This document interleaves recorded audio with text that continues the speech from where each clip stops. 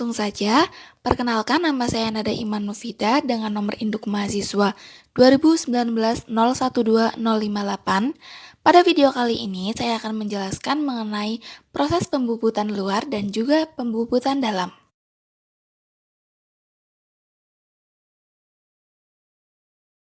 Dalam proses pembubutan, terdapat dua macam proses bubut, yaitu ada proses pembubutan luar dan juga pembubutan dalam. Pembubutan luar terdapat 4 bagian, yaitu pembubutan rata, pembubutan muka atau facing, kemudian ada pembubutan alur atau grooving, dan yang terakhir yaitu ada pembubutan tirus atau turning. Yang pertama yaitu ada pembubutan rata.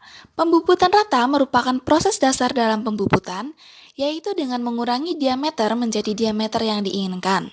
Ukuran diameter mempunyai toleransi ukuran yang bermacam-macam, mulai dari toleransi umum, khusus, dan toleransi ISO. Selanjutnya ada pembubutan muka atau facing.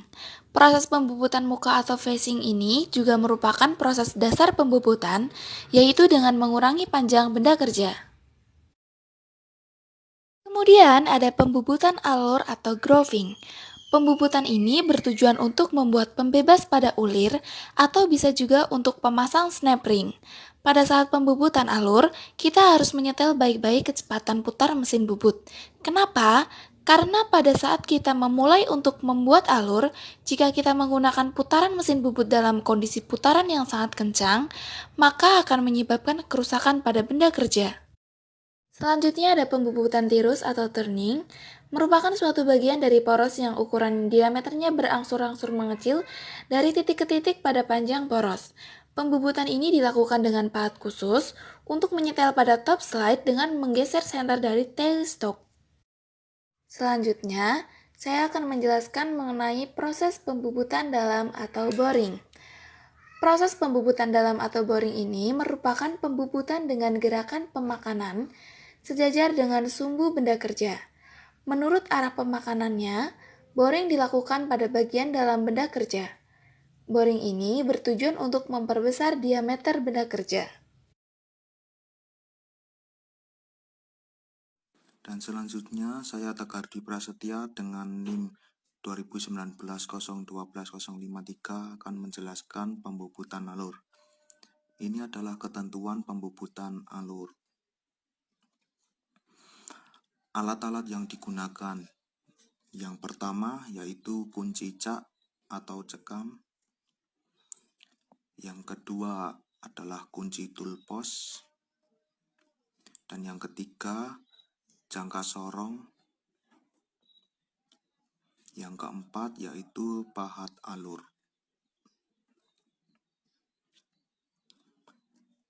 Langkah kerja pembubutan alur. Yang pertama-tama, pasang benda kerja pada cak dan kunci dengan kuat.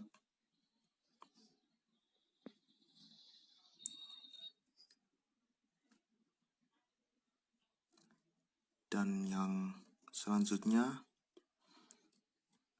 beri tanda lebarnya alur yang akan dibuat. Dan tandai dengan spidol.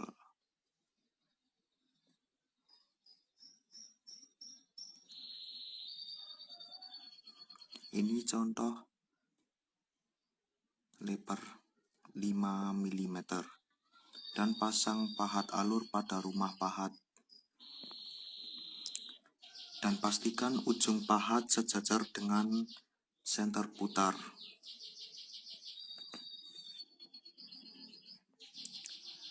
Setelah itu, pastikan pahat tegak lurus dengan benda kerja.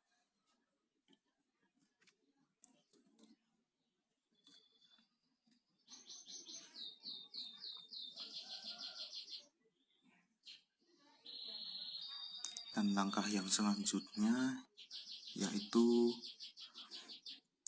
nyalakan mesin bubutnya dan lalu makan pada ujung pengaluran yang akan dibuat. Dan putaran spindle yang digunakan yaitu 1/3 sampai setengah putaran normal. Putaran normal adalah putaran pembubutan rata. Hal ini dilakukan dengan tujuan pahat alur yang lebar pada saat digunakan pada putaran yang cepat bisa beresiko pahat alur patah. Pengaluran dilakukan dengan perlahan-lahan dengan menggerakkan eretan melintang hingga mencapai diameter yang diinginkan. Dan ini adalah contoh diameter 10 mm. Dan selanjutnya, lakukan pengaluran di bidang yang belum termakan. Dan lakukan juga pengaluran dengan diameter yang sama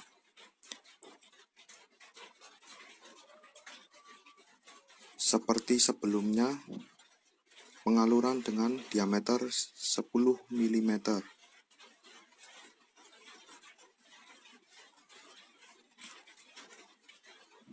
Dan lalu lakukan finishing dengan menggerakkan pahat alur ke kiri sampai ujung yang diinginkan. Perkenalkan, saya Rizal Dwi Anggara dengan NIM 2019-012-057. Di sini saya akan menjelaskan tentang cara membuat ulir dalam dan luar. Langkah yang pertama yaitu pastikan mengukur mal dengan mal yaitu M10X15 atau LCS6Y.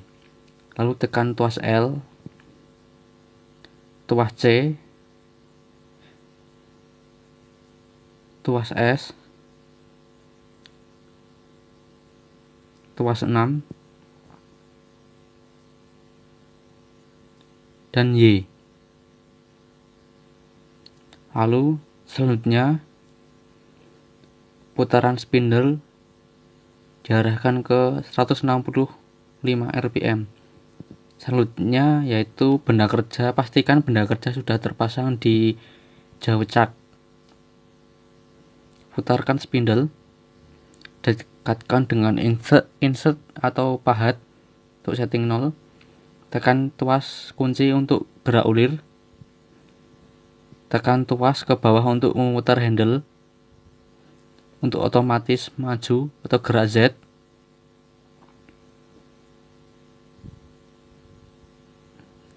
Putar eretan melintang atau X plus untuk mundur.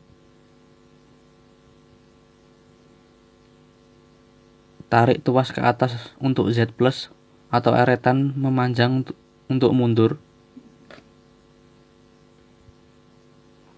Lakukan hal tersebut hingga ulir terbentuk dan presisi. Oke, yang selanjutnya yaitu pembuatan ulir dalam. Pastikan benda kerja sudah terpasang di jaucak. Jika benda kerja masih berbentuk logam utuh, lakukanlah pembubutan dalam terlebih dahulu.